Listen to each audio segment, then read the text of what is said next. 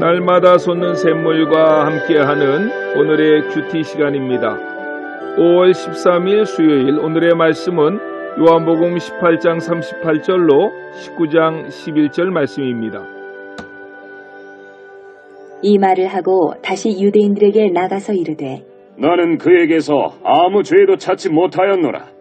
6월절이면 내가 너희에게 한 사람을 놓아주는 전례가 있으니 그러면 너희는 내가 유대인의 왕을 너희에게 놓아주기를 원하느냐? 하니 그들이 또 소리질러 이르되 이 사람이 아니라 바라바라.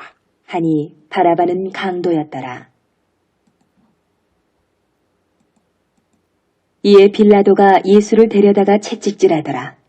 군인들이 가시나무로 관을 엮어 그의 머리에 씌우고 자색 옷을 입히고 앞에 가서 이르되 유대인의 왕이여 평안할지어다 하며 손으로 때리더라.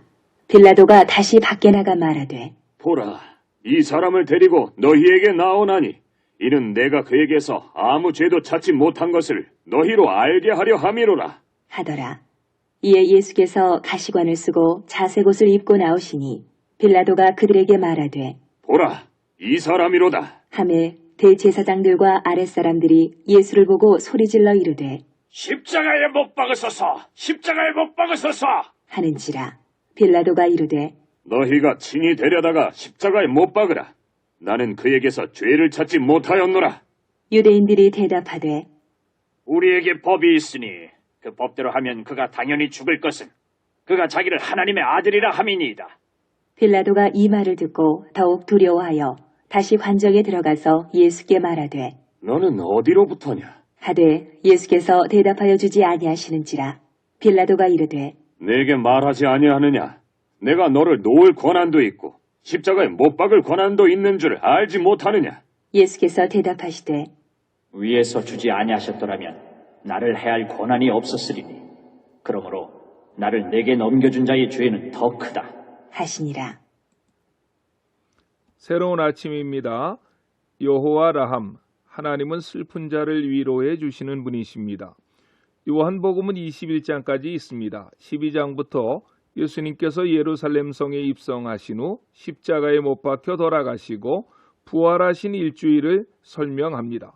그 중에 본문은 빌라도가 예수님을 신문하는 과정을 말씀합니다.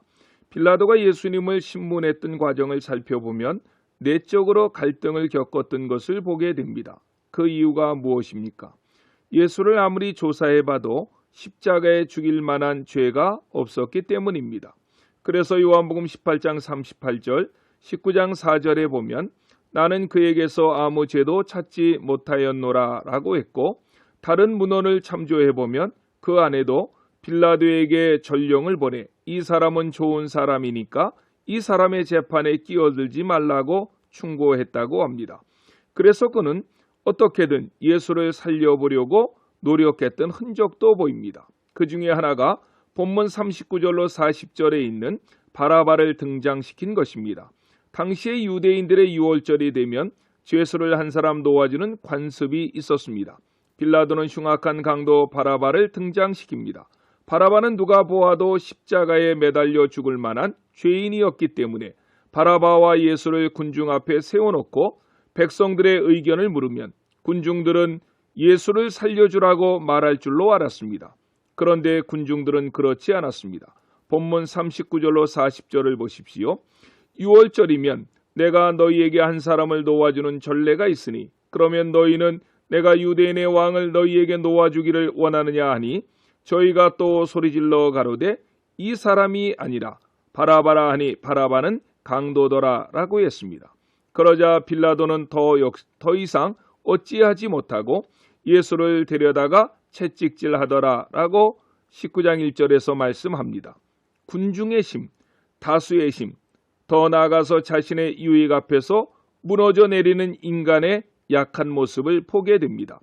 빌라도에게 소중한 것은 진리가 아니었습니다. 자기의 자리였습니다. 총독이란 자리를 통해서 누릴 수 있는 권세, 심, 유익이 진리보다 더 소중했던 것입니다. 오늘날 그리스도인들의 문제가 무엇입니까? 입으로는 예수님의 이름을 부르면서도 땅에 속한 것들을 놓지 못하는 것입니다. 하늘의 권세를 쫓는 것이 아니라 땅의 권세를 쫓는 것입니다. 본문에서 보여주는 하늘의 권세는 우리를 당황하게 합니다. 가시로 만든 면류관을 쓰고 자색옷을 입고 조롱하는 권세가 바로 오늘 본문에서 보여주는 하늘의 권세입니다. 본문에서 예수님께서 보여주신 권세는 금으로 만든 관이 아니었습니다. 좋은 옷과 좋은 집과 좋은 차가 아닙니다. 세상에서 떵떵거리고 남들 위해서 성공했다는 말을 듣게 하는 그런 권세가 아니었습니다.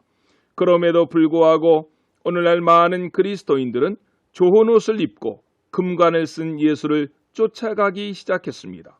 본문 요한복음 19장 5절에서 예수님께서 머리에 쓰신 가시관은 무엇을 의미합니까? 창세기 3장에서 보면 아담과 하와가 죄를 지었을 때 땅에서 올라왔던 저주의 가시가 있습니다. 주님은 우리가 받아야 했던 그 저주를 홀로 그 머리에 쓰고 계신 것입니다. 그렇다면 자색옷은 무엇입니까? 이사야 63장 1절로 3절에 보면 에돔에서 오며 홍의를 입고 보스라에서 오는 자가 누구뇨? 그 화려한 의복, 큰 능력으로 걷는 자가 누구뇨? 그는 내니 의를 말하는 자요 구원하기에 능한 자니라. 어찌하여 네 의복이 붉으며 네 옷이 포도즙 틀을 밟는 자 같으며 만민 중에 나와 함께한 자가 없이 내가 홀로 포도즙을 밟았는데 내가 노함을 인하여 무리를 밟았고 분함을 인하여 짓밟았으므로 그들의 선열이 내 옷에 띄어 내 옷을 다 더럽혔음이다 라고 말씀했습니다. 그 자색옷은 마치 포도즙 틀을 밟을 때 뻘건 포도즙이 옷에 튀어올라 빨개지듯이 하나님의 분노로 말미암아 죽게 되었을 때 그 죽음의 피가 예수에게 튀어 그리스도는 붉은 옷을 입게 되었다는 것입니다. 그래서 주님은 자색옷을 입으셨고 그로 인해서 우리가 흰옷을 입게 된 것입니다. 마르틴 루터는 이사야 63장 1절로 3절 말씀을 묵상하다가 이렇게 추석했습니다. 자비로우신 아버지께서 우리가 율법의 저주에 넘어지고 억눌리고 압도되어서 우리 자신의 힘으로는 결코 해방될 수 없는 것을 보시고 독생자를 세상에 보내셔서 죄를 짊어지게 하셨습니다. 그러면서 아들에게 이렇게 말씀하신 것입니다. 아들아, 너는 저 배반자, 너를 부인한 베드로가 되어라. 핍박자이며 신성모독자인 바울이 되어라. 간음자 다윗이 되어라. 에덴에서 선악과를 먹은 아담이 되어라. 십자가와 함께 달려있는 저 도둑들이 되어라 라고 말입니다. 바울이 누구 때문에, 베드로가 누구 때문에, 다윗이 누구 때문에, 저 한편의 강도가 누구 때문에 하나님의 나라에 들어갈 수 있었습니까? 하나님의 아들 예수 그리스도, 그분께서 저주의 가시를 그 머리에 홀로 쓰셨기에, 진노의 포도즙 틀에 홀로 밟으셨기에 그의 은혜로 우리가 하나님의 나라에 들어간 것입니다. 그래서 우리도 이 땅에 살면서는 때로는 주님과 함께 그 가시관을 쓰게 될지도 모릅니다. 주님과 함께 자색옷을 입게 될지도 모릅니다. 어떻게 하시겠습니까? 그 주님과 함께 인내하셔야 하지 않겠습니까?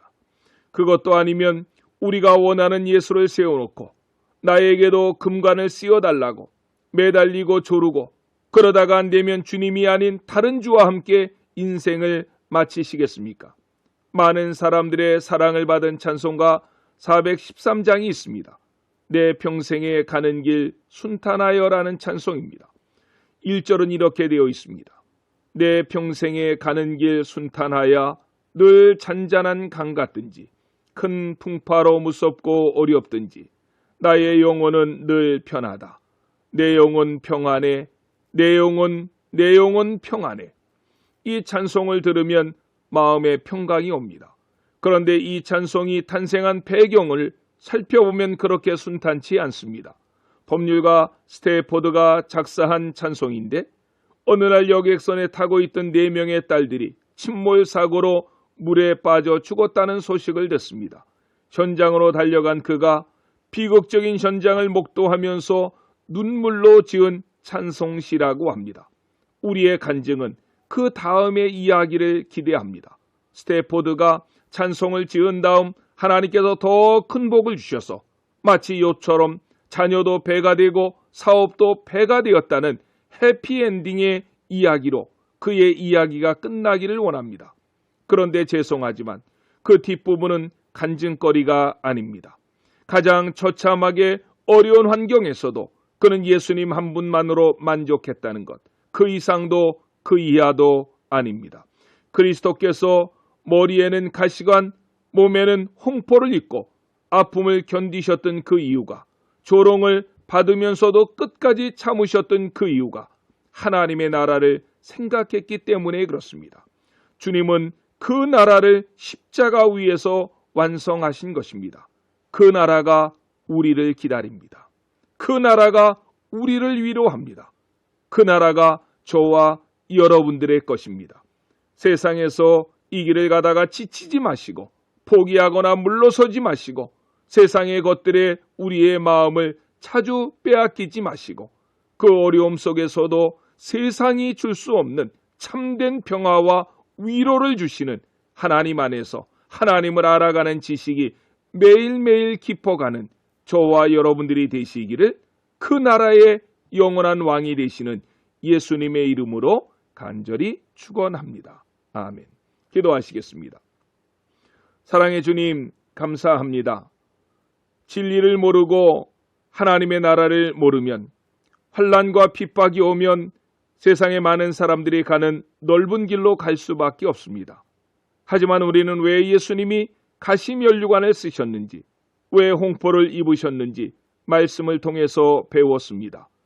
주님이 십자가 위에서 홀로 받으신 저주와 진노로 인해서 우리가 참 평안을 얻습니다. 하나님의 나라를 얻습니다. 그 나라가 우리를 부르고 그 나라가 우리의 것입니다. 오늘 하루도 그 나라 백성으로 부끄럽지 않도록 살아가도록 성령님 우리를 도와 주시옵소서. 이 땅에서 코로나19가 물러가게 하시고 약하고 병든 자들을 치료하여 주시옵소서. 예수님의 이름으로 간절히 기도드렸습니다. 아멘.